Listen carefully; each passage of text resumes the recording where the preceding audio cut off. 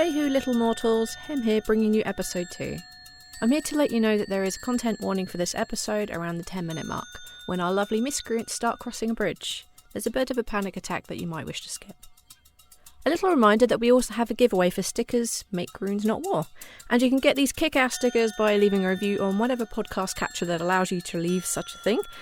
Sending us a screenshot to our email, which the spirits will put in the show notes, along with an address that you want us to post them to, and a choice of black or white, because the stickers are transparent and we have black or white versions. And yeah, you can do that. It also doubles as a raffle entry for a signed poster, and more details about that will be after the episode. Enjoy the story.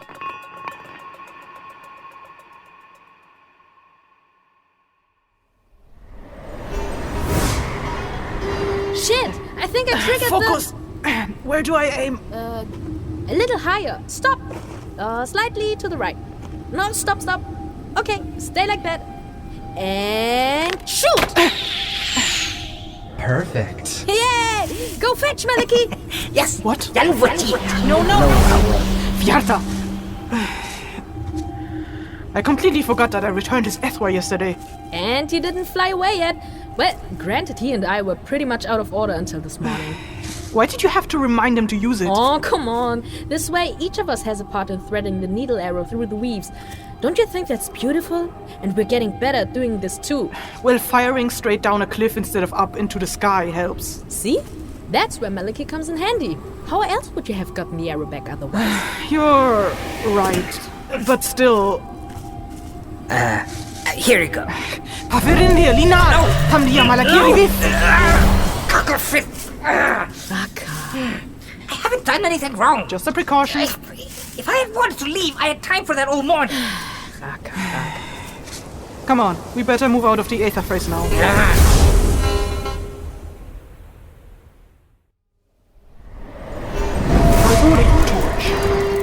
Huh, that worked. That's odd. That's good for us, right? Sure, but usually you can't weave runes inside a tangle weave. But Malaki used runes earlier, didn't he? Yes. I thought that might have been a lucky accident that happened near the Eyþór phrase, but apparently that was not the case. This tangle weave is a little different from how you would probably think of it. It is not literally a hole, more a tier with a loose piece of weave at the center. Oh. I've heard that happens once the tangle weave exceeds a certain size. I haven't actually patched one like this before. There's a first time for everything.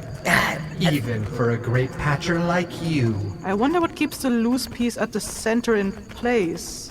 Anyway, is this alright, Ferryce? The light? It doesn't bother me.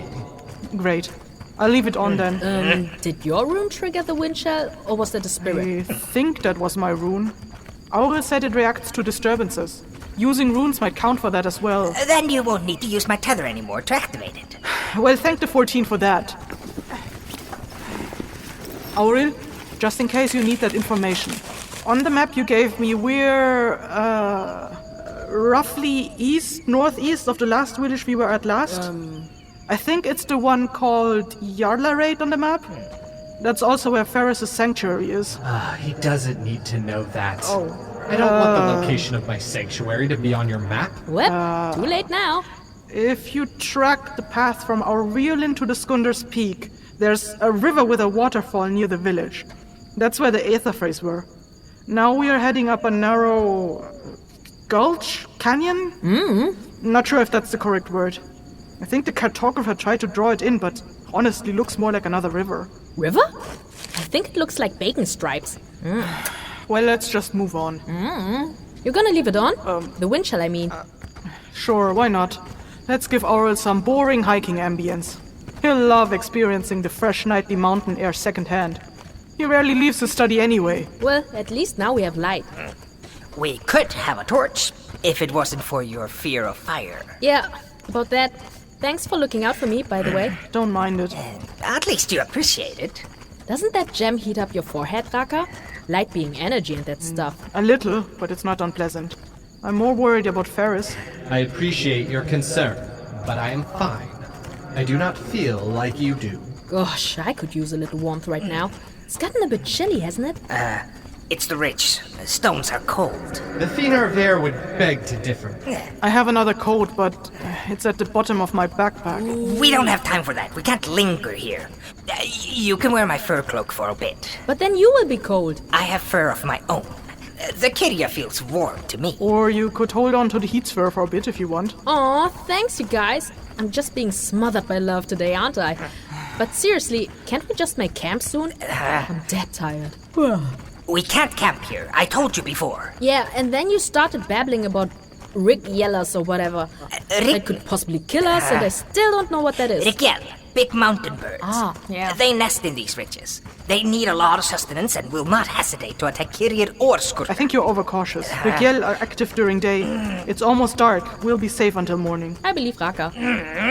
This is their territory. Night or day doesn't matter. They know these ridges better than we. Well, what do you suggest then? We follow this gorge. I was here before. If I remember correctly, there's a narrow canyon with a bridge up ahead. Beyond that, there's a forest. And we'll be safe there? You can't have a hard time getting through trees. Fine. Let's hope you remember correctly. You know, Raka, now that your gem glows, I have to say, it's really pretty. Thanks. I prefer darkness hide her gruesome face. Oh, shut up. Raka's handsome. I don't agree. Oh, come on. You're handsome too. Yeah. Raka, I've been wondering, do all of your people have those things on their forehead? Of course. Do they do anything with them? Like putting jewelry around it to accentuate it? I'm honestly not up to date with Miro fashion, but I think some females decorate their gems with leather bands and beads. Some also add some precious stones around it, I think. Oh, that sounds pretty. Oh, I would do that too. And do men do anything to theirs? Some polish it, I think. Others carve things into them. Ooh. Most prefer less permanent adornments, like drawn on with brushes and stuff. Sounds like nail art, but on your forehead? Oh, that's cool. What kind of stuff do you write on them? Well, many centuries ago, there was a Miro cult that operated in Vakalyaluri. Some of its members would paint occult symbols on their gems that signaled something to other members.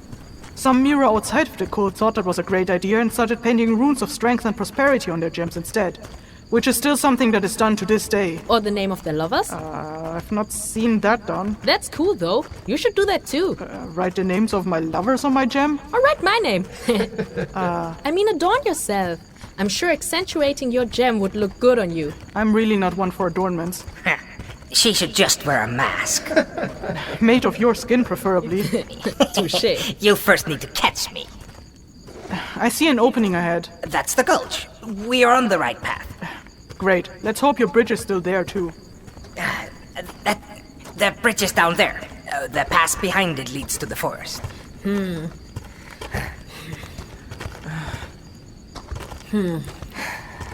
Are you sure that bridge is usable? It looks like it's falling apart. I don't know. When I passed by here last time, I had wind runes. We'll see. If it's broken, will you carry me over, Raka? What's the point of that? I fall, you fall. But at least it was your fault. Well, Seems sturdy to me, but I'm not as heavy as either of you. Did he just call us fat? let me see that. Oh, damn, this goes quite a ways down. It seems sturdy enough to hold all three of us. Raka, can you shine your headlight down there? There's nothing down there. See? Oh, Damn, even your light can't reach to the bottom. That's quite deep. Do you think there's a river running below us? No river. You could hear a river. Oh, yeah. let's just get going. I'll go first. Sure. Hey, Raka, can you walk behind me? You're bigger than me. You can shine your light over my head. Sure. I want to be able to see where I'm going. Just get going.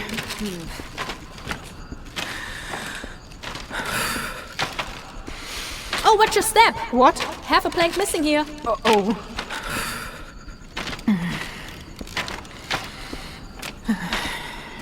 Take it easy.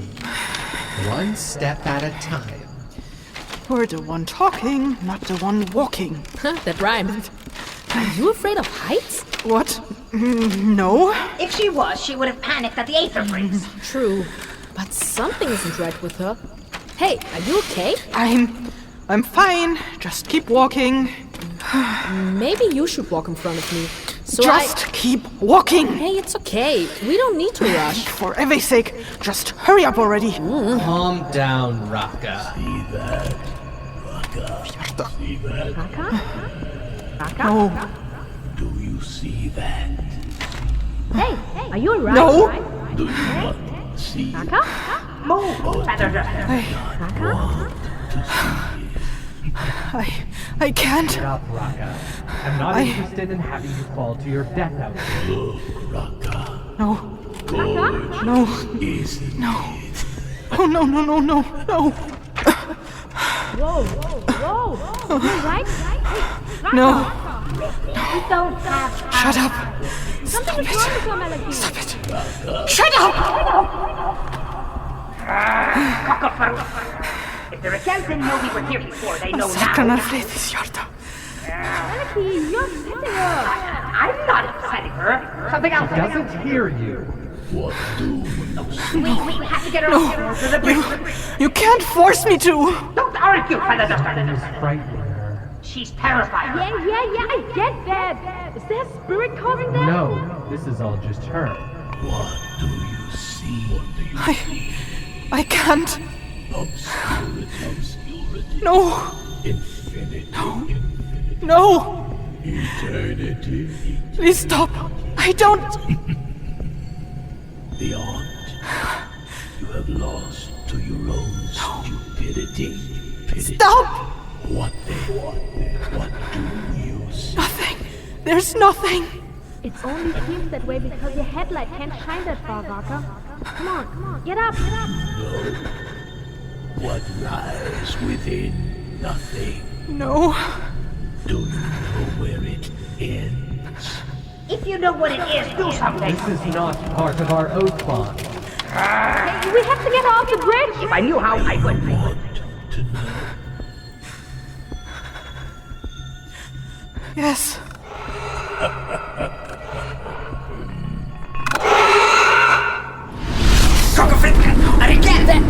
That's her again! Shit! It must have heard her scream! To get her off the bridge. Raka! We'll lift her. She's huge! We'll lift her together. Fine! We can do this! Raka! Oh, she's not letting go of the railing! Raka! Oh, so wait! Let go! Oh, come on, Raka! Oh, pull yourself together, please! There's no time to be clingy, Feather Duster. I can't lose my grip! Let's go! Huh? Oh shit! The headlight! What's going on? Why did the headlight turn off? Is she broken? She lost her grip on the F bars. Wait! All of them? Yes, hold on tight. What? Again, push here.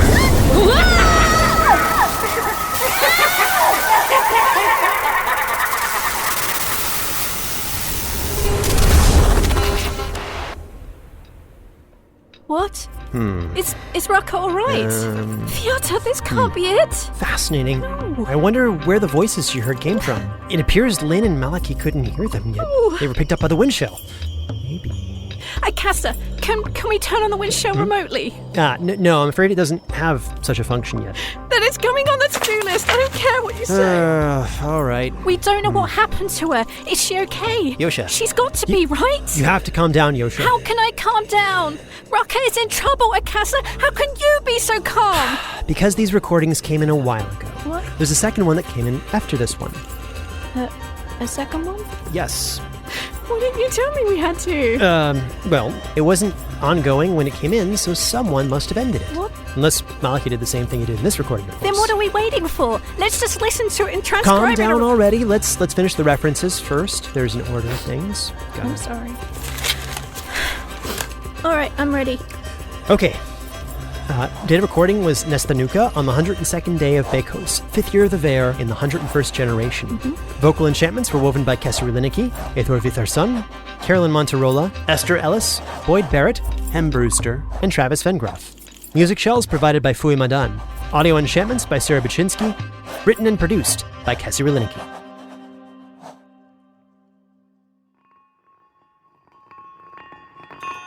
Fehu, dear listeners, big ups to Kessir and to Sarah for the hard work they did in this episode. Kessir, amazing scripting and acting as always, and Sarah, the sound design is just beautiful.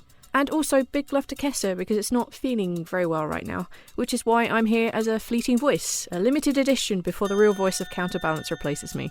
Speaking of limited edition, there's also more ways to enter the raffle for the signed poster I was talking about earlier. The poster is signed by Eyþór, who's the voice of Malaki, Kessir, who is the voice of Raka, and myself, the voice of Yosha.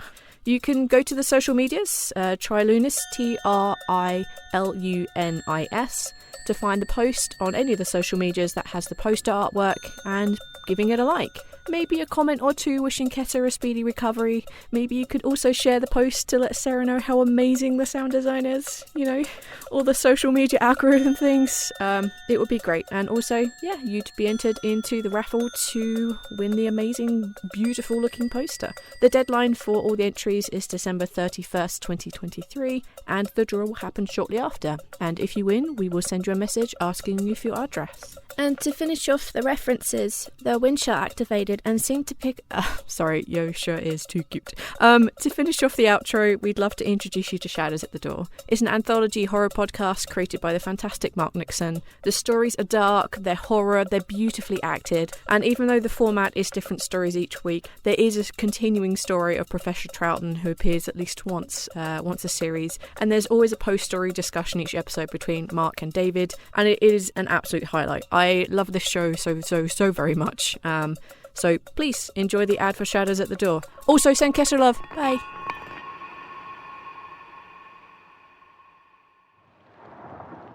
Have you ever felt the sensation of eyes upon you when you were safe at home alone?